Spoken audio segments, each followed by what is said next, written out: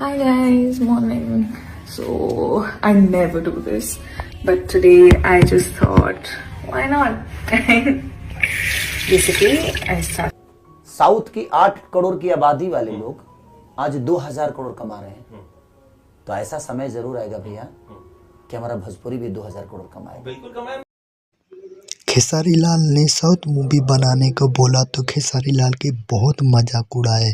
तो खेसारी लाल के एक बहुत अच्छा साउथ मूवी एकदम साउथ मूवी के रोल में है जो कि डांस मूवी है। तो आप लोग को पता है कि खेसारी लाल का कोई भी गाना कोई भी मूवी आता है तो बहुत अच्छा, लेकिन आज मैं बता दूं 2025 आने वाला है, नए साल के रोज ये डांस मूवी पूरी सृष्टि में बहुत अच्छे लेवल का ये डांस मूवी है।